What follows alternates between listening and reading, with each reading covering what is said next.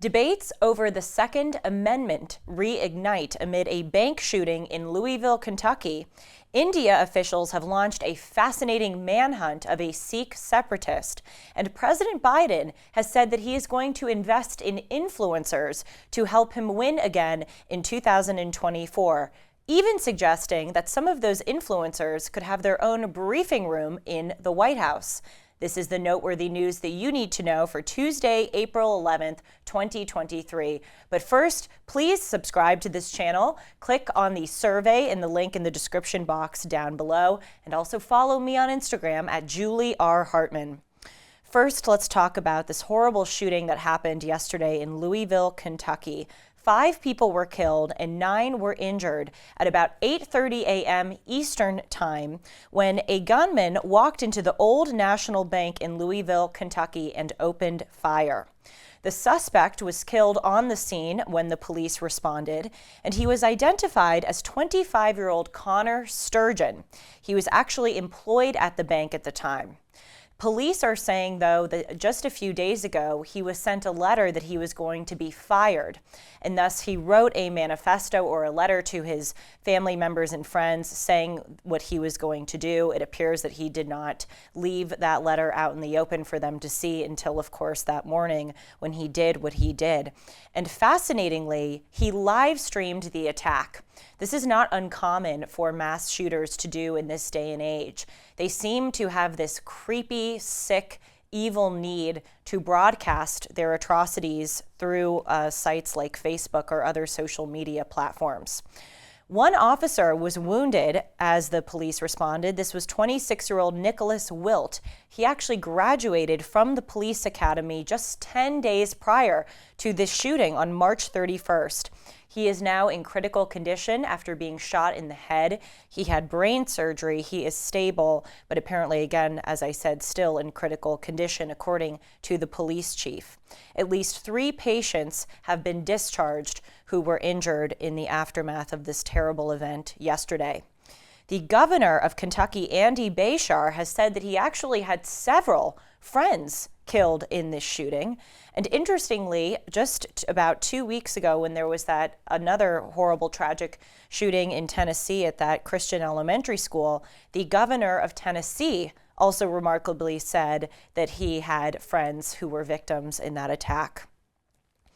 Of course, as happens with any mass shooting in this country, especially when it takes place at a school or at a bank or a sort of frequented place, we are seeing the debate over the Second Amendment become reignited. And certainly there is a legitimate argument for wanting to ban sort of heavy caliber, extreme grade assault weapons. It does seem to be a bit irrational to think that everyday Americans should be able to possess an AK-47. That being said, the question that I would like to ask is, do we think that this individual would have not done what he did if he had a low-level gun? In other words, it appears that this individual and others who are so evilly motivated to commit these atrocities would have done them anyway, whether or not they had a high-grade assault weapon.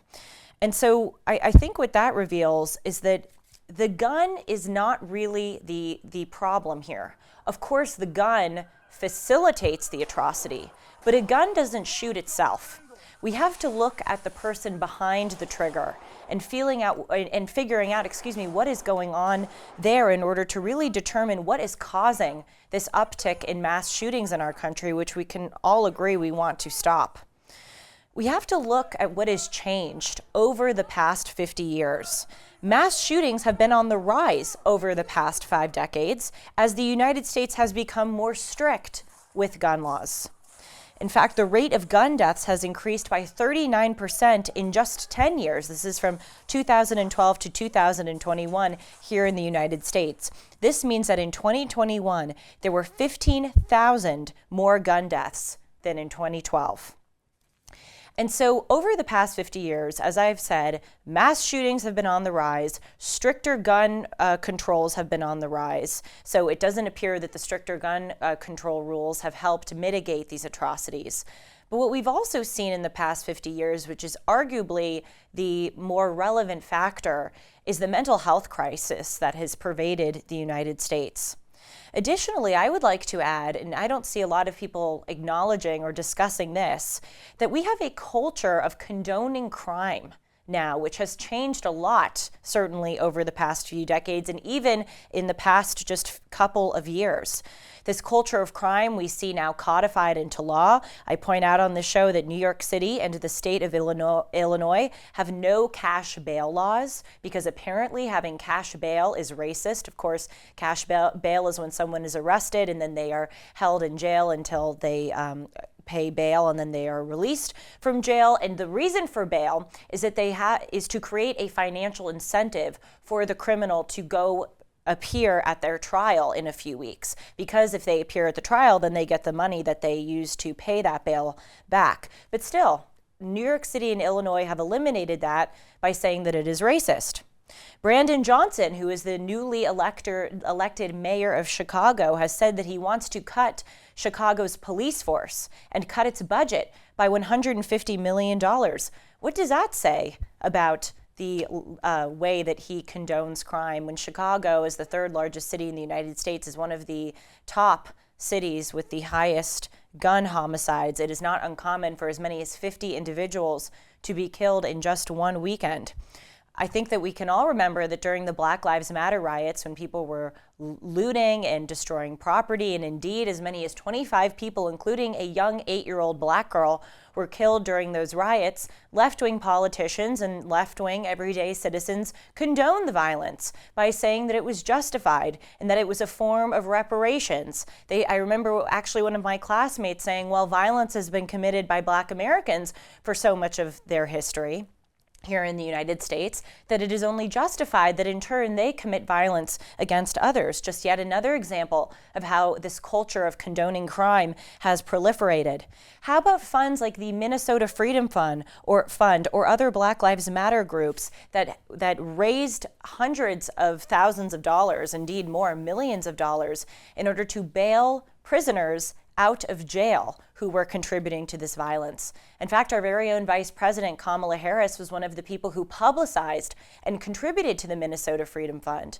They bailed out rapists. Yes, rapists, because there were so few people who were thrown in jail as a result of the Black Lives Matter riots that they had so much more extra money that they decided to give it to other people who were being held, and one of them was a rapist.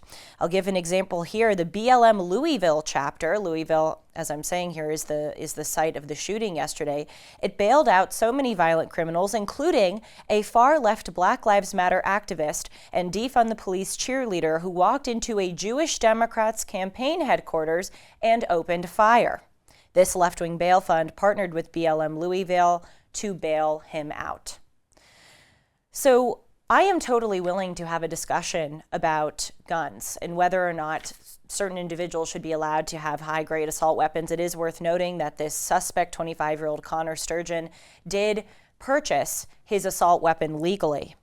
But alongside a conversation about guns, we have to have a conversation about mental health and about this culture of crime, which I think is even more contributing to this epidemic that we're seeing. And the proof, again, is that if you look at all of the factors over the past 50 years, as gun restrictions have gone up, gun violence has gone up. Something else is going on. Also, the final thing that I'll say is that we tend to focus so much on these shootings at schools or banks or sort of other public places. And it's very astonishing that we focus on those and we don't focus on the everyday savage gun violence that happens on our streets nearly everywhere in the country, and that actually happens a lot to children. You know, we saw that after this terrible shooting in Tennessee where 3 9-year-olds were killed by that transgender shooter, Tennessee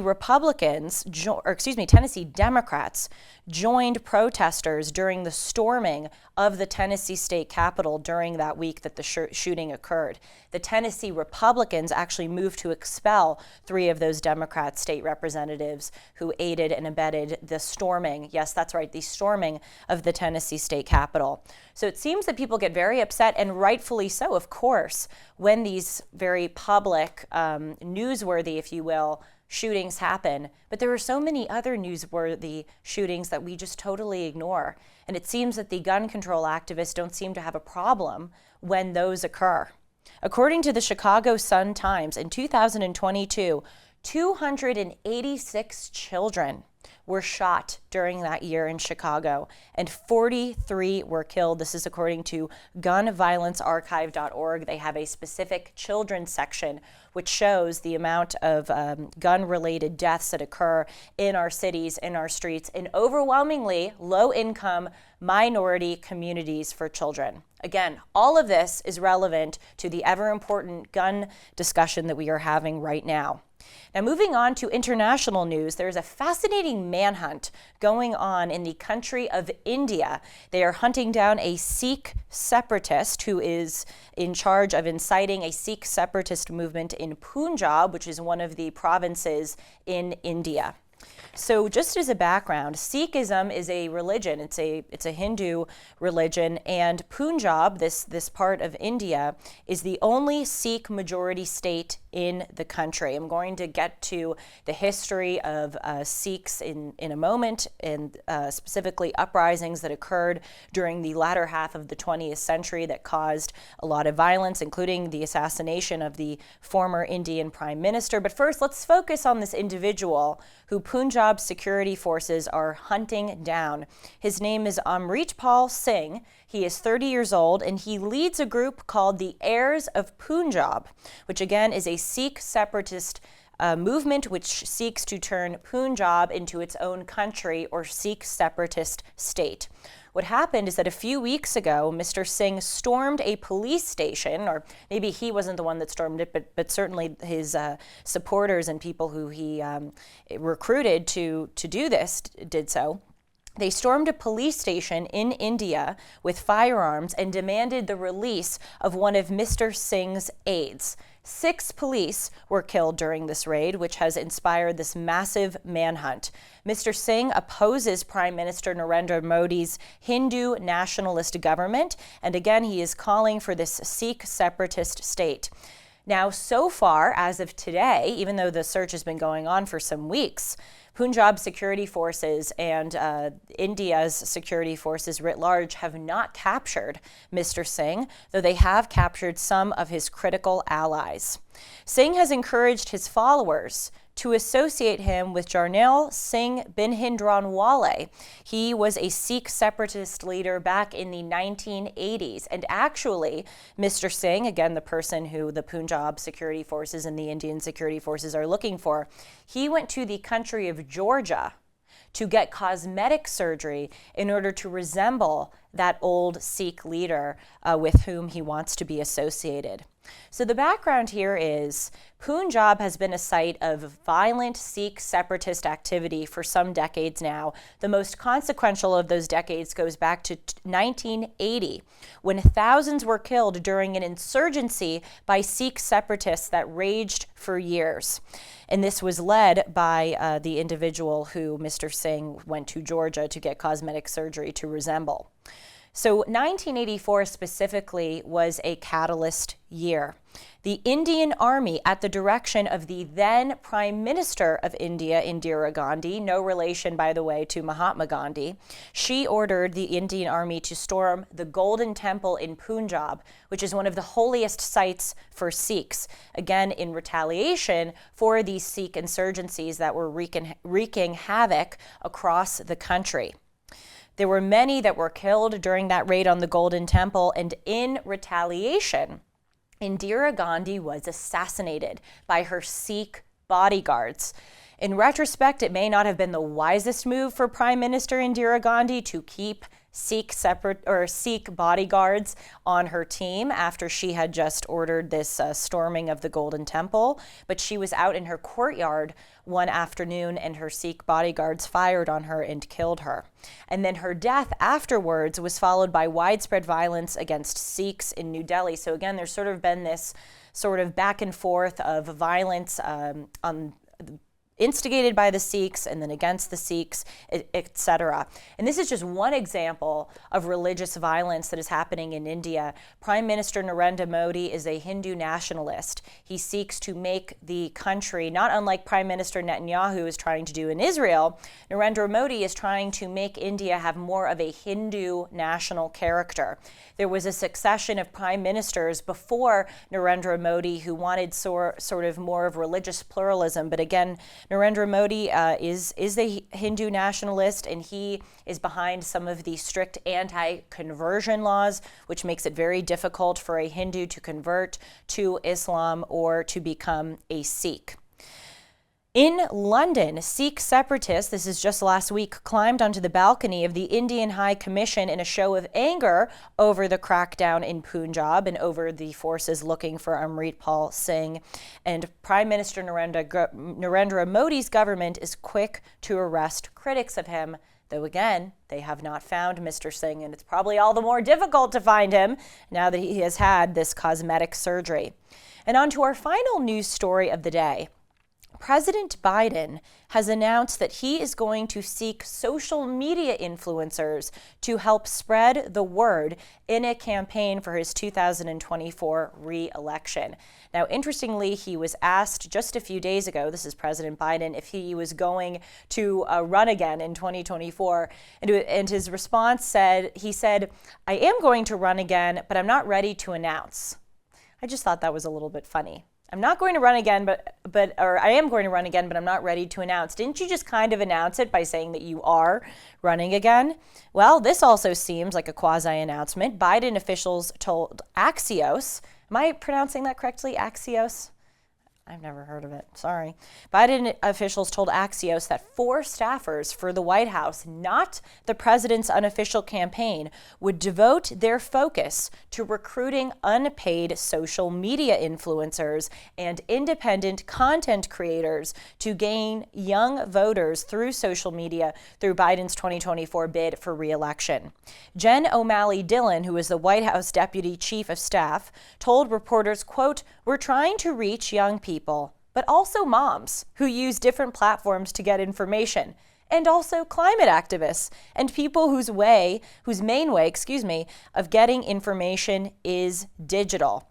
And she also said, astoundingly, that these social media influencers may potentially be given a briefing space in the White House. All of this is showing us where President Biden's priorities are: recruiting young TikTok woke influencers to help him get back into the White House so he can wreak havoc for 4 more years. Now, the White House previously made an announcement that the president's team would partner with social media influencers to warn about fentanyl dangers amid a 200% spike in deaths related to the drug among young people from 2019 to 2021. During President Biden's tenure in office, fentanyl has become the #1 cause of death for Americans aged 18 to 45. It's sort of amazing that the Biden administration is admitting that under his tenure, 2019 to 2021, there has been this 200% spike.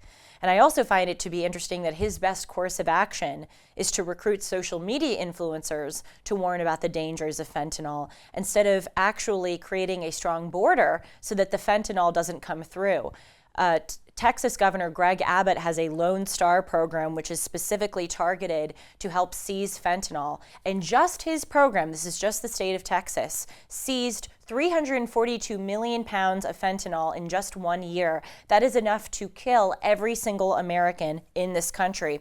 Also, the Attorney General of the state of Montana, which, if you don't know your United States geography, is way up north bordering Canada, he said that the #1 problem facing Montana, not a southern border state, a northern border state, is fentanyl.